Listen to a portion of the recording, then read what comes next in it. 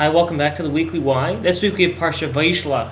Fascinating Parsha. Among 100 other things, we have Esau and Jacob fighting. These are, of course, the grandchildren of Abraham.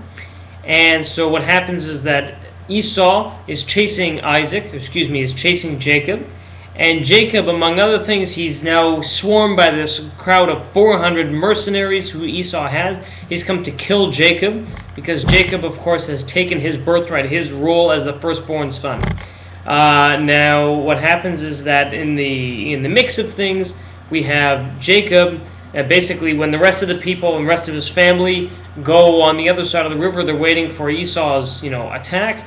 He is attacked by this angel, and this angel stabs Jacob in the leg, and then he blesses Jacob with the name of Yisrael.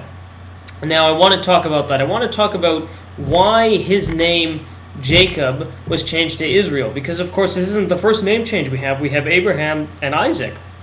Abraham and Sarah. Avraham used to be Avram, and Sarah used to be Sarai.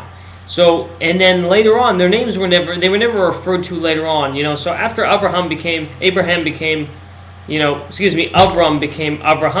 he was Avraham. He was never called by his original name. And yet here we have Jacob. Jacob was later called Israel, but later on in the Torah, he's called both. So the question is, what is it that's unique about Jacob's identity that although his name has been changed, he's still called by his original name at the same time? Couple ideas is that one, Avraham and Sarah, when their names were changed, their entire roles, their identities changed.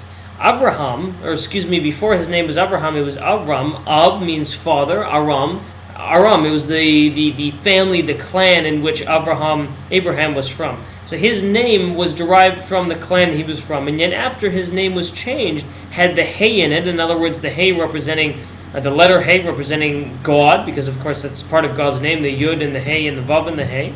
So in other words, his original identity was one of, I come from the clan of Aram, and later on his identity changed to, I'm a man of God, spreading monotheism and truth in the world. So that's what the name changed there. Same thing with Sarah. Sarah and Sarai, it changed to identify her newfound relationship, her newfound identity as a woman of God. Now with Jacob, who became Israel, it's interesting is that Yaakov comes from ultimately the Hebrew root word meaning heel, okay? Because heel, what happens is that in the womb we had Jacob and we had his brother Esau. He held on to his brothers, according to the Torah, he held on to his brother's heel when he was being born, when he was being delivered in the womb. In other words, his entire life up until this point, he was abused by his uncle Lavan, his mother Rebekah's brother. For 20 years, he was screwed over by Lavan. He was then later basically abused and chased down and hunted and pursued by his brother Esau. So you have Jacob's entire life has been characterized by this chasing, basically just barely holding on by the heel, basically just surviving. And yet later on, when he's stabbed in the leg by this man who turns out to be an angel, and he's given a blessing of Yisrael, meaning you struggle with man and God, he keeps the original name. Why is that? Why wouldn't his new name simply be struggling with man and God, Yisrael? I think there's a couple ideas to this. The idea of why Yisrael is a blessing. In other words, it's not simply, a statement that they're stiff-necked people. The fact that his name, he was blessed with the name of Yisrael, this was a blessing. So why is this a good thing to be struggling with God? I posit that they're the same thing, that you cannot have Yisrael without Yaakov. Why? Is that, let's talk about the Holocaust, for example.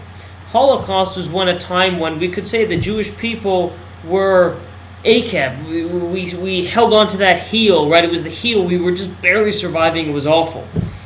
That will invariably lead to the situation where we struggle with God. Why? Because many Jewish people after the Holocaust, we said, why does God allow suffering to happen? If the Jewish people are chosen, why do we suffer so much? Etc., etc., etc. Only once we think about that, in other words, only once we suffer and we barely hold on to that, in other words, only by suffering in the real world and by holding on barely by the heel, can we later on stop and struggle with God. If we never suffered in the real world, if we never had the Holocaust and things like that, we would never struggle with God. If there was no evil, we would never struggle with the concept of why there is evil. And so that's why we have the struggle with barely holding on to the heel, because that gives us an opportunity to say, struggle with God. God, why did you create us? Why is there evil, etc., etc., etc. And only by thinking about that and by struggling with that very concept can we possibly come to the idea, if we had never had struggled, and we'd never had the Holocaust, we'd never had opportunities like that, events like that, we would have never considered, well, gee, what does chosen mean? Does being a chosen people mean we never suffer? Does the Jewish people being chosen mean nothing ever bad will happen? Is that what it means? No, of course it doesn't. It never says that's not what it means. It never says that's what it means. Rather, being chosen means that you represent a spiritual truth to the world, and that you're the canary in the coal mine. Is that bad things happen to you, but you represent the truth and you teach the truth to the entire world. And so the idea here is, of course, is that Yaakov struggle with man, that will never exist on itself. Struggle with man will invariably lead to struggling with God, because when you struggle and you see suffering and bad and evil, you will obviously think, God, why did you do this? God, how can you exist if this happens, etc. And so that's why Yaakov kept his name, even though it was changed to Israel, because Israel means struggling with man and God, and Jacob meant basically just holding on for dear life to humanity. And this is what the Jewish people are. The Jewish people, it's not simply a fact of life and existence that we happen to struggle with God. It is a blessing. In other words, only by struggling with God, only by asking these questions and fighting with God, just as Abraham did a few chapters ago in Genesis 18, when he was fighting with God about the city of Sodom, save these people. Only by arguing and striving and that kind of struggle with God can we come to our full identity and full, ultimately, maturation. In other words, we can achieve our potential fully as Jews. Because if we don't struggle with the idea of God, if we don't, then basically what we're saying is that our brains are just on autopilot and we really have no concern at all. So the idea is that it is not a bad thing to struggle with God. Indeed, to be a Jew, one must struggle with God. If a Jew does not struggle with God, he's not thinking hard enough.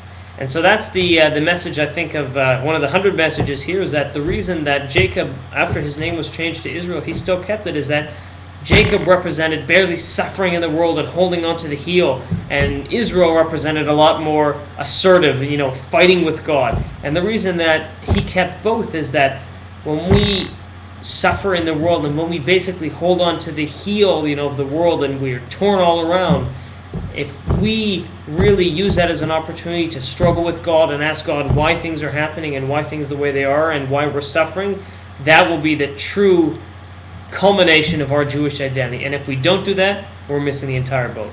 Best wishes, Shabbat Shalom, God bless.